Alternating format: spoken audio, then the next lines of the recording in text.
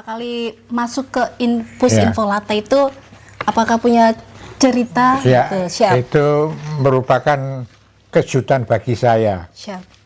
Karena sebelumnya saya sebagai Kadis Infolata TNI aku. Cuma satu angkatan aja. Kemudian dipindahkan ke Depankam sebagai Kapus Infolata Hankam. Siap. Nah, itu bagi saya kaget sekali. Karena saya hanya mengkoordinasi satu angkatan udara. Ini harus 4, yaitu AD, AL, AO, dan Polri, ditambah ASN, jadi 5 lah. Sehingga saya agak minder, apakah mampu saya di sana. Dan ternyata ya teman-teman dari angkatan lainnya itu AD, AO, AL, kemudian Polri itu sangat-sangat membantu, sehingga saya mampu mengkoordinasikan mereka. Dan pada waktu saya masuk pertama kali di Pus Infolata, itu saya kaget karena kok, mohon maaf ya, tempatnya tuh kumuh. Ini pandangan saya. Masuk orang mau masuk ke institusi itu adanya tempat sampah. Terus saya mikir, wah ini nanti kalau ada uang tempat sampah ini harus saya rubah. Siap. Ya, udah gitu, begitu saya masuk, kemudian juga anggota-anggota sih bagus-bagus lah ya. Jadi anggota semuanya mensupport saya. Dengan adanya anggota yang mensupport saya, itu saya sangat-sangat Termotivasi. bersemangat lah Siap. untuk memimpin Pus Infolata tersebut, karena ternyata anggota semuanya membantu, dan itu yang memotivasi saya harus berbuat lebih baik dari semua anggota. Mulailah saya memikirkan bagaimana mensejahterakan anggota. Pertama yaitu saya rubah tempat sampah menjadi ruko.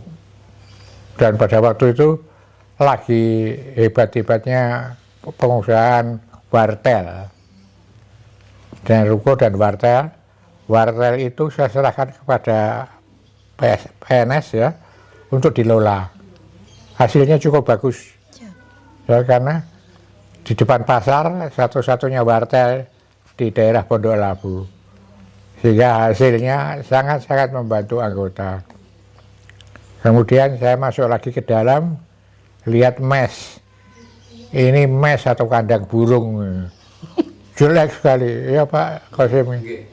Ya, jadi mesnya itu kayak kandang burung gitulah. Kalau udah gimana, saya usahakan cari biaya, kemudian mes itu saya robohkan, bangun yang jadi sampai sekarang ini.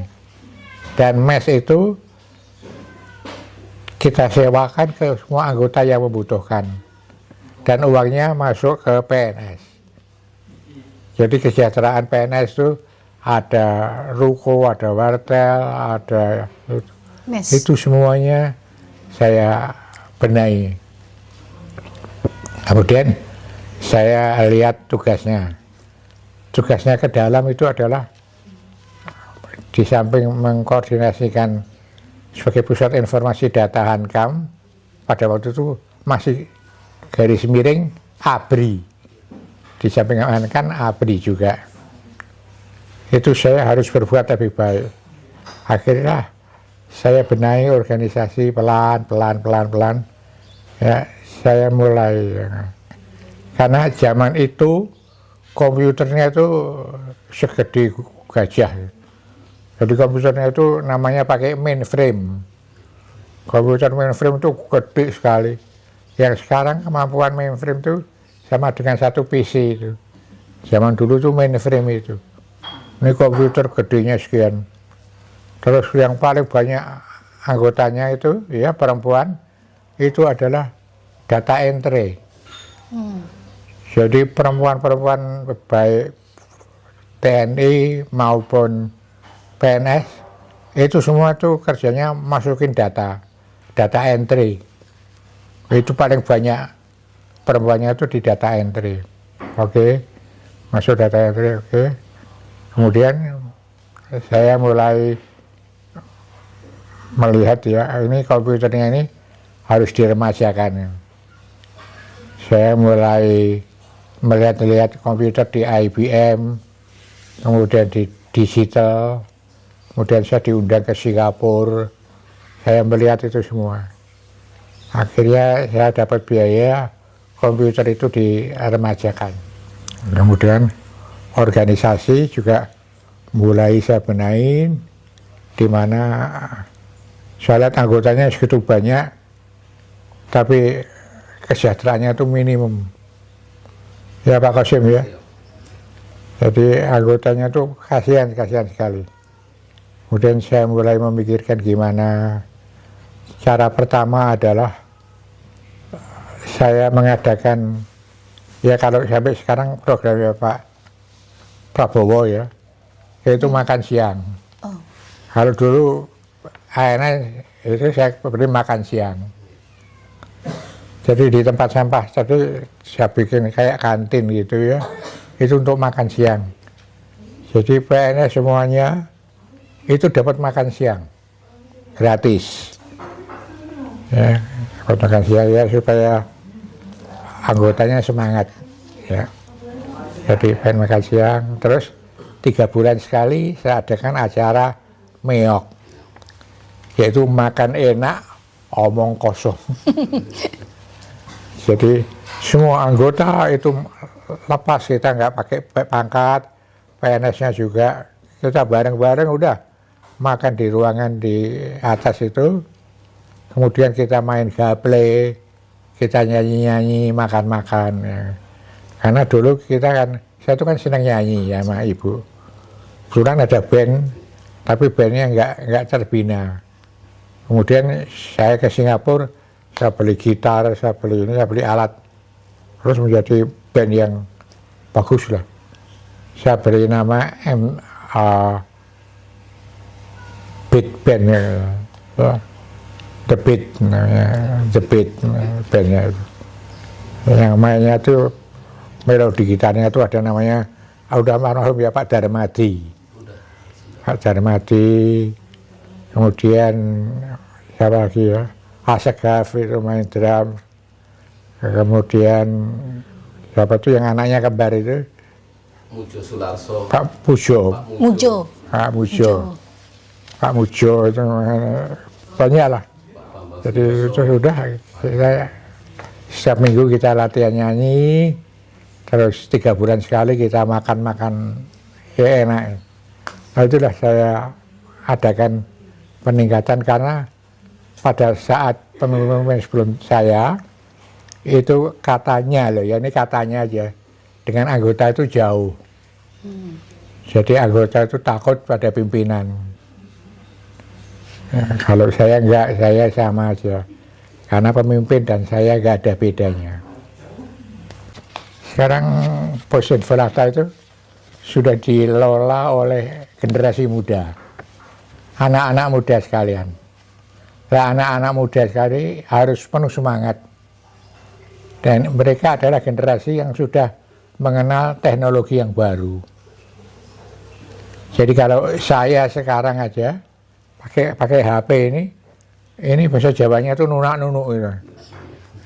Sedangkan kalau saya lihat cucu saya, nggak pernah lihat tulisannya itu langsung dia, wah, jadi udah beda sekali lah ya. Jadi pesan saya ya, untuk anak-anak muda itu lebih semangat, terus pelajari teknologi yang baru, jangan sampai ketinggalan. Ya enggak, karena teknologi sekarang itu, apalagi sistem informasi, itu berkembang dengan sangat-sangat pesatnya, luar biasa. Karena kebetulan anak saya yang nomor 4, itu dia lulus dari Australia, sebagai information technology engineer gitu ya. dia itu kerja mengkomputerisasikan bank-bank, Bank Danamon, Bank Mandiri, itu dia, wah, itu ceritanya ya luar biasa. Jadi semangat muda itu lebih. Jadi kalau saya dibanding dengan anak-anak saya, bukan apa-apanya. Mereka itu jauh lebih pandai, jauh lebih ini. Kemudian generasi muda di Pusdatin juga saya minta belajar. Karena nggak ada ini ya, kalau kita nggak belajar. Nanti tak kasih buku saya lah. Jadi waktu saya dulu sekolah, itu waktu SD, SMP, itu saya bodoh sekali. Betul, bodoh. Jadi terus lulus SMA, saya mulai mau belajar. Lah karena belajar itu saya jadi pandai. Saya lulus SMA, itu diterima di universitasnya ya, ITB, Gadjah Mada, IPB, Undip. 4 universitas terima semua. Itu karena apa? Karena pandai. Nah, kalau orang bodoh mana bisa diterima di ini. Kemudian saya pilih di ITB. Nah, itu. Jadi kalau generasi muda ya belajar. Kalau saya nggak belajar mungkin saya tetapin aja. Karena pada waktu saya di Angkatan Udara, ya karena saya belajar, saya masuk Angkatan Udara itu dari perwira pangkat paling rendah yaitu Letnan 2. Letnan 2 kemudian naik sampai akhirnya mencapai Jenderal bintang 2. Itu karena apa? Saya mau belajar. Jadi selalu saya itu menonjol di lingkungan saya. Jadi saya perwira paling bagus gitu loh. Terus kemudian waktu saya disekolahkan ke Inggris oleh Angkatan Udara, itu saya juga, kalau sekarang orang mau ke luar negeri itu kan pakai kursus bahasa Inggris.